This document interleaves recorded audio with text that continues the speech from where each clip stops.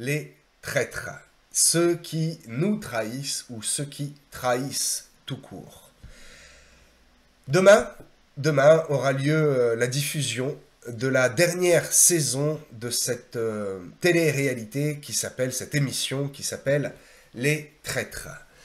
Alors, je ne regarde absolument aucune télé-réalité depuis bien longtemps, je n'ai pas le temps, je n'ai pas l'envie, et puis, bon, on voit tellement de bêtises maintenant, rien qu'à voir les publicités, je vous déconseille de perdre du temps à regarder ça.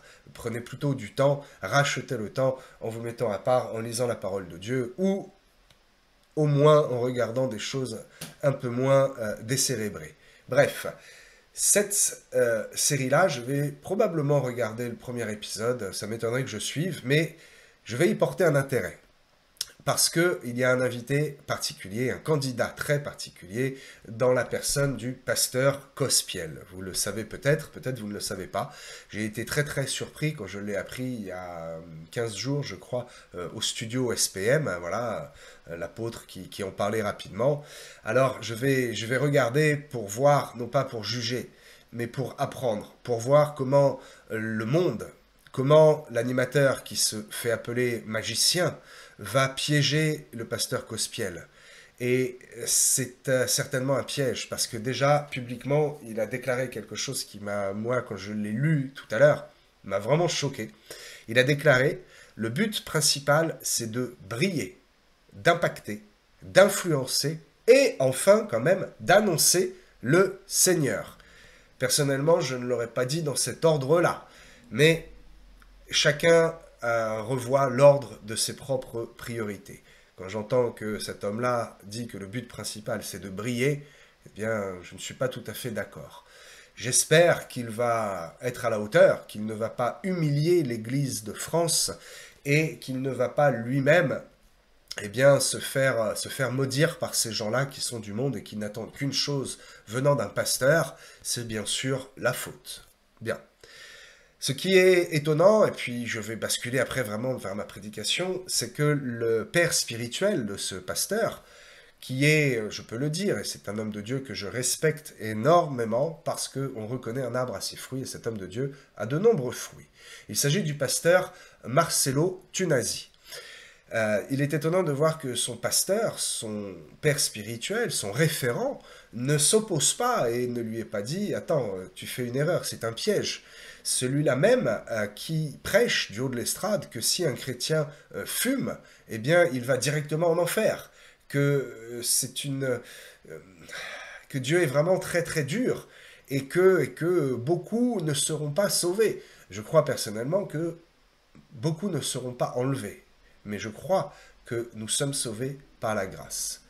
C'est un autre débat et pourtant la doctrine est claire, nous le savons, nous avons gagné, non pas à prix d'or et d'argent, mais gagné parce que Dieu nous a donné son amour. Dans son amour, nous avons gagné le salut par la grâce, tout simplement en lui ouvrant notre cœur. Bref, revenons-en au sujet de ce soir, d'aujourd'hui. Les traîtres, puisque c'est bien le nom de l'émission qu'il y aura demain, et c'est cela qui m'a inspiré. Vous savez, la Bible est pleine d'histoires, pleine d'enseignements sur tout un tas de sujets. Mais aujourd'hui, je vais vous parler de ceux qui sont rebelles. Et la Bible nous parle aussi de ceux qui ont trahi, de ceux qui sont rebelles. Je vais vous parler de Joab, le neveu du roi David. Je vais vous parler d'Achitophel, qui était le conseiller d'Absalom lors de sa prise de pouvoir sur son père. Hein, Absalom a été rebelle aussi, mais Achitophel a été rebelle et a conseillé. Il y a plusieurs types de rebelles et plusieurs types de personnages qui finiront de toute façon par trahir, puisque la rébellion mène automatiquement tout le temps à la trahison. Je vais vous parler rapidement de Shimei, un homme de la maison de Saül qui a maudit David lorsqu'il a fui, et même il a pris des pierres et il lui a jeté dessus. Nous allons parler rapidement, ou pas forcément, je ne sais pas si je vais vous en parler, mais nous connaissons un grand traître, Judas, et bien sûr le plus grand traître de tous les temps, depuis l'histoire de la création, Lucifer. Tous, sans exception, il y en a d'autres, mais j'ai choisi quelques exemples, tous ont trahi l'autorité qui était supérieure. ils ont tous trahi des oints qui étaient Dieu, Dieu lui-même, un roi, et ils ont tous trahi finalement la fonction pour laquelle ils étaient là pour aider, pour accompagner, ils étaient proches. On ne se fait jamais trahir, on n'est jamais déçu par quelqu'un qui ne nous connaît pas et qui ne travaille pas, qui n'œuvre pas à nos côtés.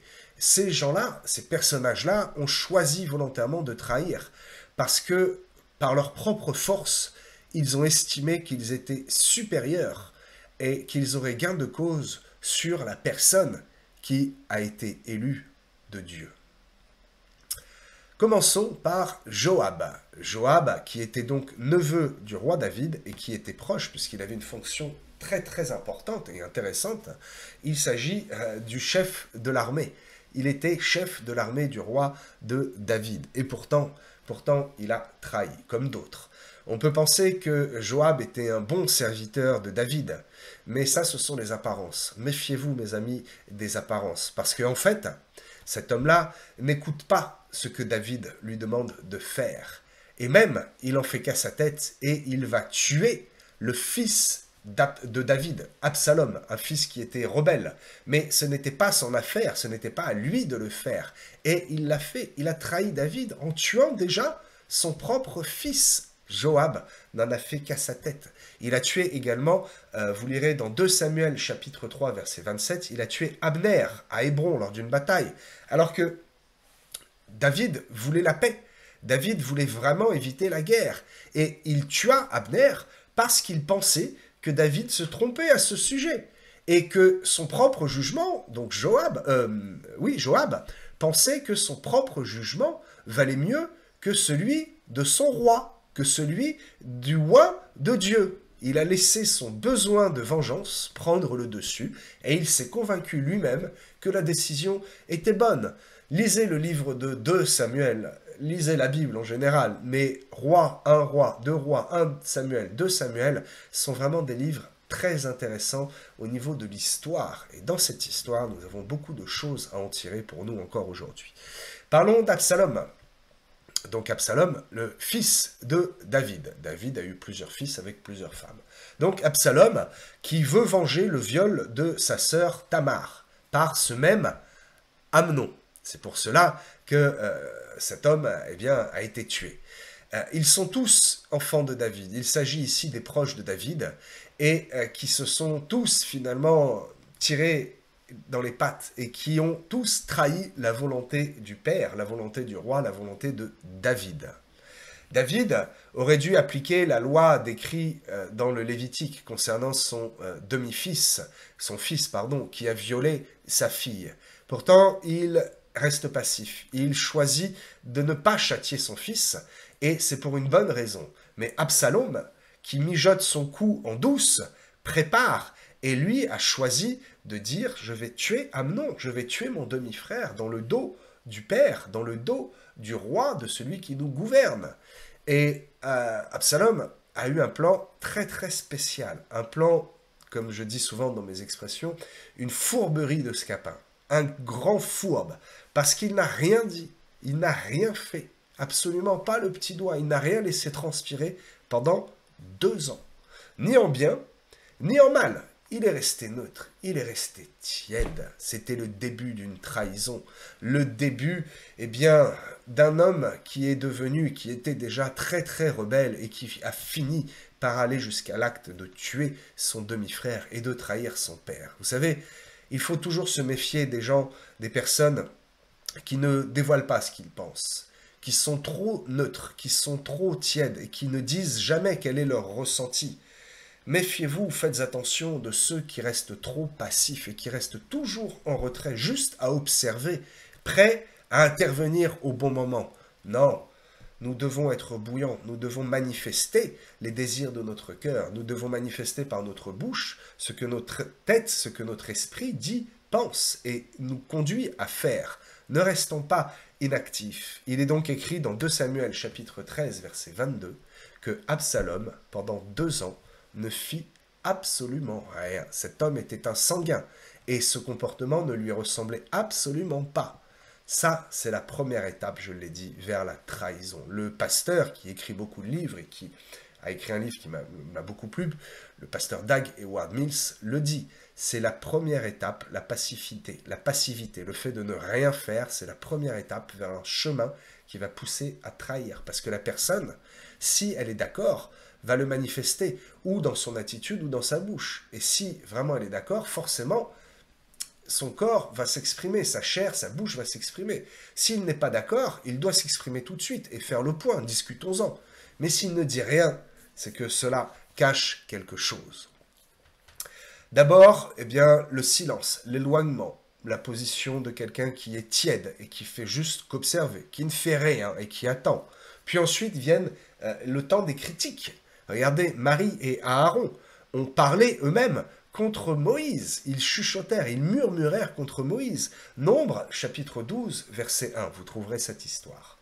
La loyauté est réellement importante parce qu'elle conditionne l'avancement de l'Église et elle conditionne aussi le vôtre. Être loyal va donner à l'Église non pas seulement une bonne image, mais va donner à l'Église une sécurité dans son avancement.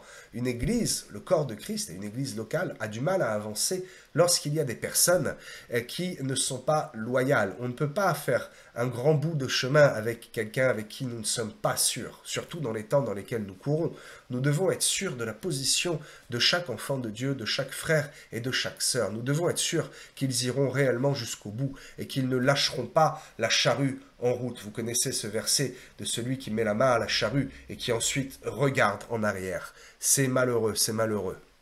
Comment, dans le corps de Christ, un doigt ou une main peut vouloir en faire qu'à sa tête? C'est un jeu de mots et peut-être cela vous fait sourire, mais grâce à ce jeu de mots, vous vous en rappellerez. Non, il y a quelqu'un qui décide. Qui est le chef de l'Église? C'est Christ. Christ est le chef de l'Église. Et en dessous, il y a des délégués. Quand un chrétien dit « Oh, mais j'ai ma propre vision, c'est mon propre appel », mais peut-être personne ne te l'a confirmé. Peut-être Dieu, certainement, ne te l'a pas dit. Absalom avait dû avoir ce discours, dire « Je ne dis rien, c'est ma vision et c'est mon appel de rendre justice et de faire vengeance, d'aller tuer celui-là même, Abner, qui a violé ma demi-sœur, ma sœur Tamar. » C'était sa sœur, et la Tamar était la demi-sœur de Abner. Bref, il a décidé tout seul de mener à bien son plan sans en parler à personne. Il y a quelques étapes que nous allons voir rapidement qui ont mené Absalom à trahir son propre père. Voyons quel a été le comportement d'Absalom. Bien avant, et même après, il y a encore d'autres signes. Il fait des choses qui sont bizarres. Il est écrit dans 2 Samuel, chapitre 15, verset 6, que, en fait, il se place à l'entrée des portes de la ville, en fourberie d'escapin. Son père ne sait rien, et il croit qu'il sera de meilleurs conseils que son père. Il critique le roi. « Ah, non, il n'a pas le temps de te recevoir, non, il n'entendra pas ce que tu as à lui dire, il prendra pas la peine de t'écouter. Mais viens me voir, moi, viens, moi, je vais faire mieux. » C'est ce qu'il fait à l'entrée de la ville. Et il est écrit qu'il gagnait le cœur des gens d'Israël. Comment? Parce qu'il a commencé à mettre son plan à exécution. Il a commencé à ne rien dire, à se mettre à part et à trahir d'une manière très douce au début, puisqu'il était simplement à l'entrée de la ville. Et les apparences démontraient que, effectivement, c'était quelque chose de bon. Il était là pour conseiller les gens. Mais ce n'était pas son rôle, mes amis. Il y a des choses qu'il ne faut pas faire. Lisons le psaume 131, verset 1. Il est écrit, psaume de David, d'ailleurs, qui a sûrement été probablement inspiré par cette histoire. Je n'ai pas la chronologie exacte, mais je pense que David, en écrivant ces psaumes, a été inspiré de cette histoire. David écrit dans le psaume 131, verset 1, « Je ne m'engage pas dans des projets trop grands ou trop élevés pour moi. » Ce projet-là, de conseiller les gens et finalement de vouloir prendre la place de son père, comme quelqu'un d'autre que nous connaissons, eh bien, ce projet était trop grand pour lui, et il n'était pas bon. Les apparences étaient trompeuses, les apparences démontraient que c'était une bonne chose, mais il n'en était rien. Absalom n'a rien dit pendant 2 ans, et d'un seul coup, qu'est-ce qu'il fait? Il organise une grande fête, il invite tout le monde. Il avait fomenté sa vengeance pendant 2 ans, une attitude passive. Il est resté tiède pendant 2 ans, et d'un seul coup, il agit. Il choisit d'agir et de se dévoiler finalement comme étant un traître à son père. Tout ça, cette histoire, je vais la détailler, nous fait comprendre le cheminement et les étapes d'une trahison. La trahison ne vient pas directement comme ça. Judas n'a pas eu tout de suite en tête de trahir. Il y a eu des étapes. Il a critiqué. Ce qu'il n'a pas critiqué quand Marie a brisé ce vase, ce nectar de parfum pur qui avait une grande valeur, 300 cycles d'argent, je crois que c'est ça. Il a commencé à critiquer, il n'était pas d'accord. Puis un peu avant, il a commencé à voler dans la bourse. Et puis, il n'était pas présent tout le temps. Nous allons en parler. Donc, il y a des étapes. Alors, la première étape, c'est d'abord ce que je vais appeler l'esprit indépendant. Ceux qui ne veulent en faire qu'à leur tête, qui décident de ne pas suivre un programme ou de ne pas venir à certaines réunions parce que le Seigneur leur a parlé. Je n'ai jamais vu un chrétien réellement où le Seigneur lui a dit « Ne viens pas à l'église demain matin, mais reste chez toi à méditer, à prier, reste en fait à dormir, hein, plutôt que d'aller à l'église, d'aller entendre un message, d'être béni, d'être sous l'onction et de profiter de la communion fraternelle. » Ça, c'est la première étape. Celui qui dit « Je n'en fais qu'à ma tête. Dieu me parle. » Ah, Dieu me parle. Je suis surpris de voir certains chrétiens où Dieu leur parle tous les jours. Dieu ne me parle pas tous les jours. Dieu parle tantôt d'une manière, tantôt d'une autre. Mais Dieu ne me parle pas tous les jours. Je vois la main de Dieu tous les jours. Mais je n'ai pas... J'ai un dialogue avec Dieu tous les jours, mais je n'ai pas un retour tous les jours, audiblement, ou quelque chose dont j'en ai la conviction, comme les sujets de prière, ou comme la conviction de vous prêcher ce soir ce thème sur les traîtres. Bien, les esprits indépendants.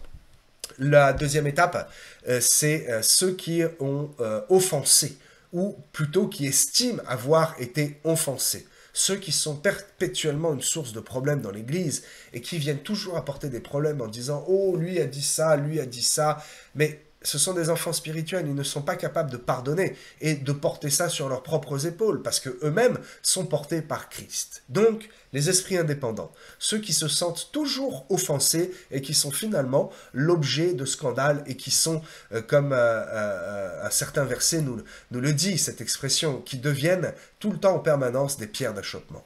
Ceux qui ne font rien, l'inactivité, l'oisiveté, c'est celui qui, je le disais tout à l'heure, se contente de regarder de loin, de juger un peu comme ça en silence. Il dit non, moi je ne juge pas, non, j'observe, je regarde. Ceux qui décident de ne plus participer à la vie de l'Église, avant tout doucement de commencer à être médisants, avant de commencer à critiquer une œuvre dans laquelle ils ne participent même pas. Nous avons tous connu des frères et des sœurs, et nous les aimons, nous les pardonnons, mais nous avons tous connu des frères et des sœurs qui étaient là toujours en train de critiquer sur quelque chose qu'ils ne faisaient pas, critiquer l'évangélisation alors qu'ils ne sont pas là, critiquer les agapes alors qu'ils ne sont pas là, critiquer les baptêmes alors qu'ils ne viennent même pas aux cérémonies de baptême, etc., etc. La quatrième étape, et c'est crescendo, c'est, je le disais à peine, il commence à critiquer et il commence à être médisant.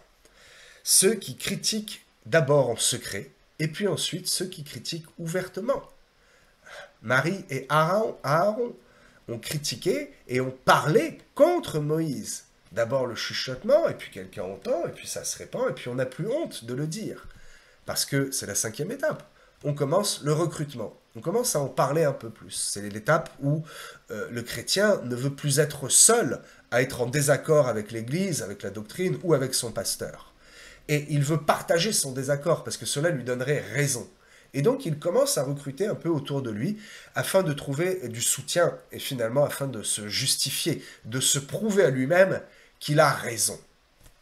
Satan a dû faire de même avec les anges, puisqu'il a chuté, il est parti avec un tiers. Et les anges sont partis, ont chuté avec lui, ont choisi d'aller avec lui. Comment? Pourquoi? Parce qu'il a dû avoir déjà certainement un dialogue avec eux, en leur disant « Regardez, je suis très beau, regardez de quoi je suis vêtu, regardez de quoi je suis capable, quelle est ma fonction formidable. Je peux faire mieux, je peux briller plus. » On sait comment ça s'est terminé. Il a emmené des anges avec lui. Le sixième point, c'est être certain, vous voyez, c'est vraiment crescendo, que l'on peut faire mieux. On est certain que finalement celui qui est l'élu de Dieu, celui qui a été choisi de Dieu, eh bien peut-être Dieu s'est trompé et on peut faire mieux que lui, on peut faire mieux que le oint de Dieu. Ces hommes-là, que j'ai cités tout à l'heure, ont pensé qu'ils pouvaient faire mieux que David et que David se trompait, et donc ils ont fait à la place de David. Et cela n'a pas été une bonne chose. Et la dernière étape, c'est la rébellion ouverte. Carrément plus aucune gêne, plus aucune honte.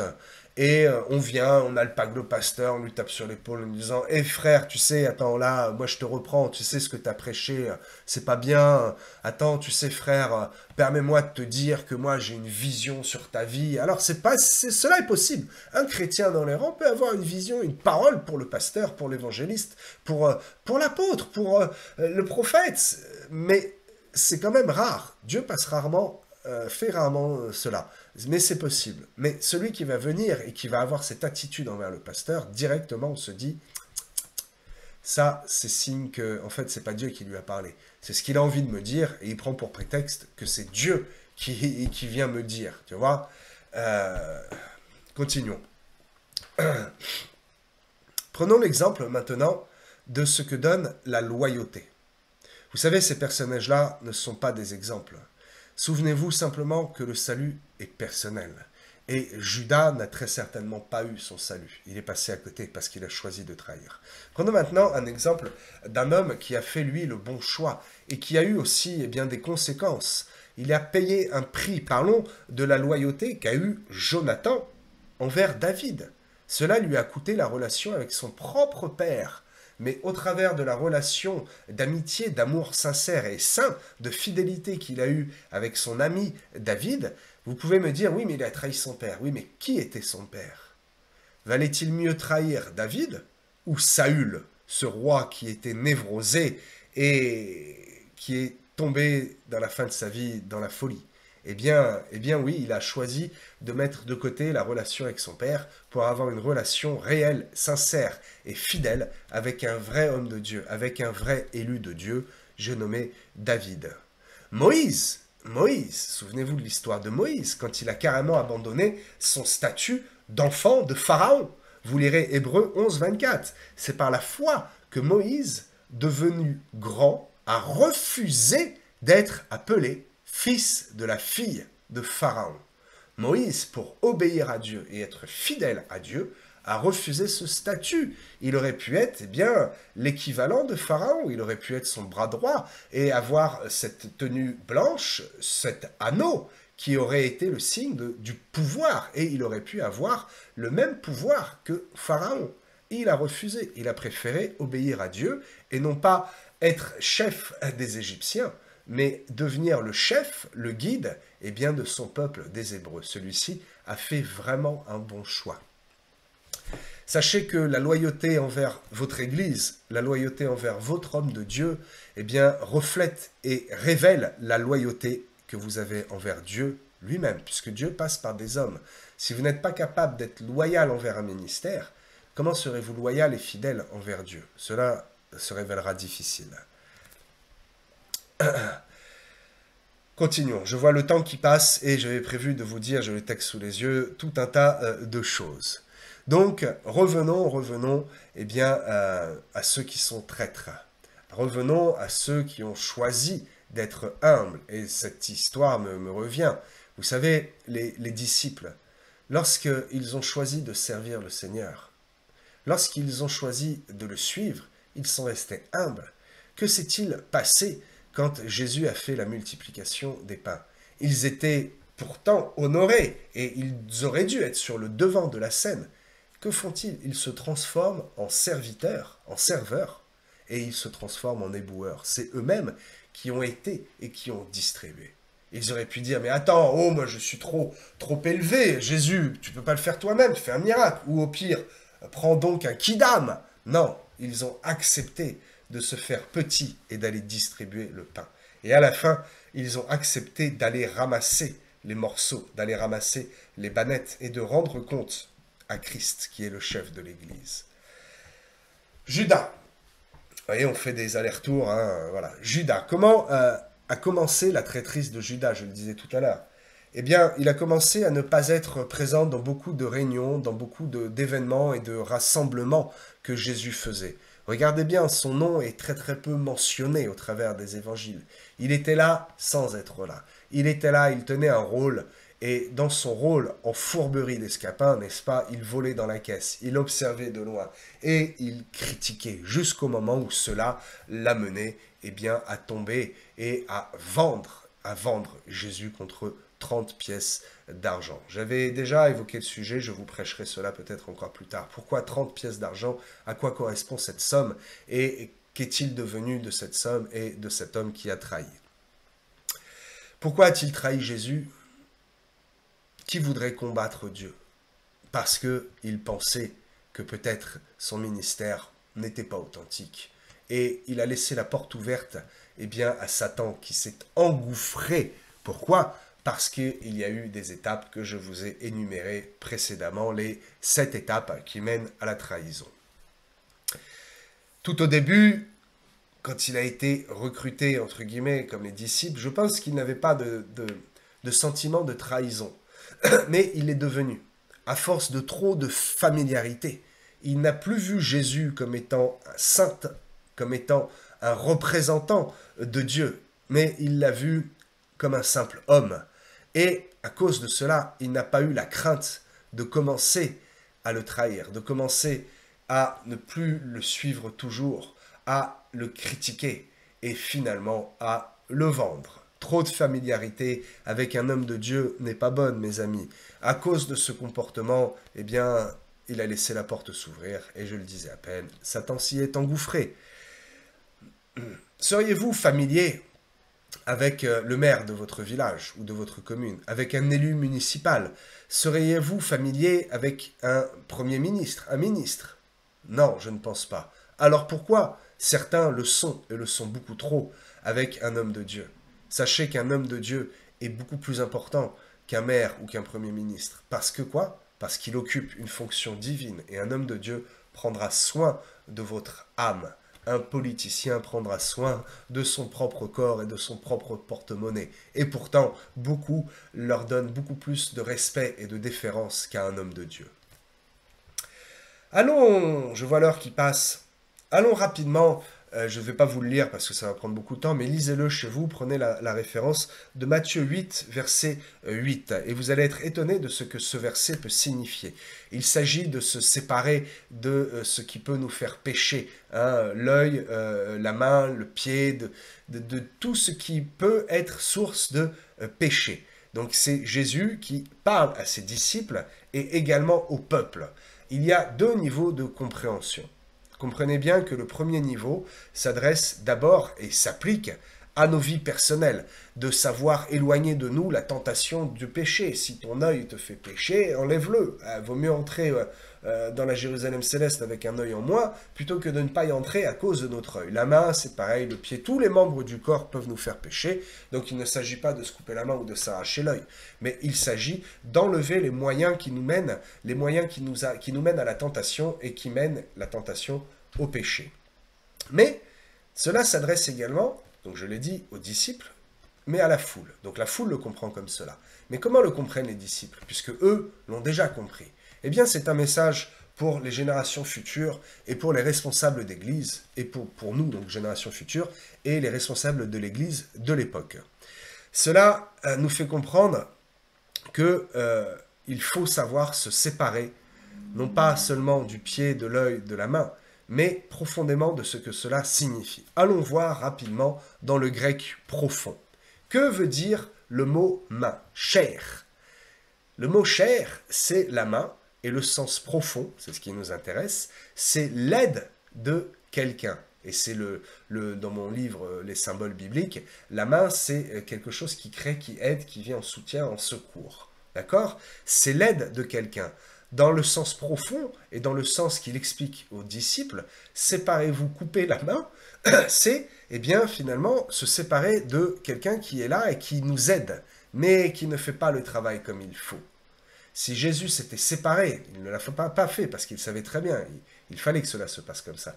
Mais si Jésus avait coupé cette main qui faisait la comptabilité, s'était séparé de Judas, eh bien, la chose ne serait pas arrivée. Il ne l'a pas fait encore une fois parce qu'il fallait que ça arrive. C'était juste un exemple.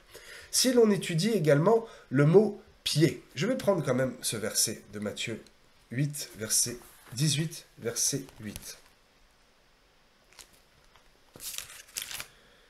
Matthieu 18, verset 8. « Si ta main ou ton pied est pour toi une occasion de chute, coupe-les et jette-les loin de toi. Mieux vaut pour toi entrer dans la vie boiteux ou manchot que d'avoir 2 pieds ou 2 mains et d'être jeté dans le feu éternel. » D'entrer dans la vie, il s'agit bien sûr de la vie éternelle, ok.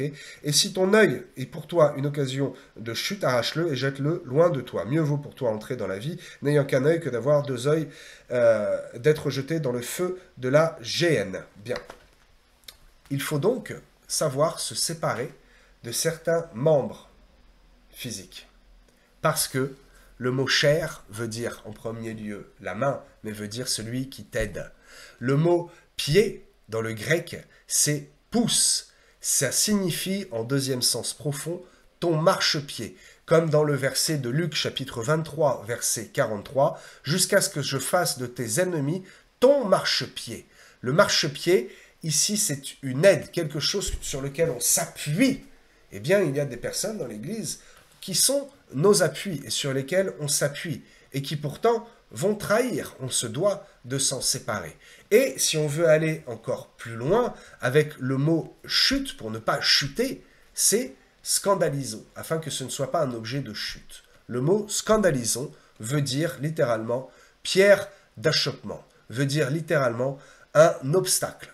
Donc, nous comprenons dans le sens profond, dans le sens non pas pour la foule, mais pour les disciples que nous sommes, que si ton aide, si ton marchepied est une pierre d'achoppement, alors il vaut mieux s'en séparer, plutôt que d'attendre de toute façon qu'il soit un traître et qu'il soit un problème dans ta vie ou dans l'Église. Donc vous l'avez compris, il est bien question ici non pas seulement du corps physique et de se séparer de sa main qui nous fait pécher, de se séparer de l'objet du péché, mais d'être capable aussi et d'avoir le discernement de se séparer dans nos relations de ceux qui pourraient nous faire chuter, de ceux qui pourraient être une pierre d'achoppement. Si donc ton aide et ton marchepied te fait défaut et que l'aide t'aide mal, que ton marchepied te fait chuter, alors c'est partant, parce que tôt ou tard, ils finiront par trahir. Et cela est aussi valable dans notre vie personnelle. Sachez vous entourer de personnes de confiance, de personnes qui sont fiables, de personnes sur qui vous pouvez compter, qui ont été capables de faire des choix, qui ont été des Moïse, qui ont été des Jonathan, et qui ont choisi d'obéir à Dieu et de suivre quelqu'un qui est élu de Dieu, de suivre quelqu'un qui va être une valeur ajoutée pour sa vie, qui va être de bons conseils, des personnes qui ne seront pas des Judas pour votre vie, des personnes qui vont vous tirer vers le haut. Ne soyez pas ceux qui critiquent, des calomniateurs. La Bible parle de calomniateurs. Vous savez quelle est la traduction du mot calomniateur? Cela en dit long. Le mot grec pour dire calomniateur, c'est diabolos. Tout est dit. Alors, je terminerai là-dessus, puisque le format, en principe, de ces vidéos est un format très court, et je dépasse, et il y a beaucoup de choses que je ne vous ai pas dites encore, mais je vais conclure en vous disant de travailler réellement à votre salut, d'être soumis non pas aux hommes, mais d'être soumis au Saint-Esprit, parce que le Saint-Esprit lui-même choisit des hommes qui lui sont soumis. N'ayez pas un esprit d'indépendance, un esprit d'aventurier, un esprit rebelle. Voyez à quoi cela a mené dans la parole de Dieu. Tenez-vous dans la bonne attitude, tenez-vous dans le bon comportement, et alors vous pourrez être utile et utilisé par Dieu dans ces derniers temps pour un bon service, pour une bonne moisson qui arrive, et pour être appelé, je l'espère, bon et fidèle serviteur. J'espère que ce message vous a béni, que vous n'avez pas été choqué par quelques propos, mais cela est tellement important d'identifier les traîtres, d'identifier ceux qui vont trahir, ceux qui sont dans la tromperie et le mensonge, pour aller jusqu'à leur propre but et ne pas servir le but commun qui est de s'aimer les uns les autres, d'évangéliser, de montrer que l'Église est unie afin qu'un plus grand nombre soit sauvé. Soyez bénis dans le nom de notre Seigneur Jésus-Christ et je vous dis à très bientôt pour d'autres vidéos.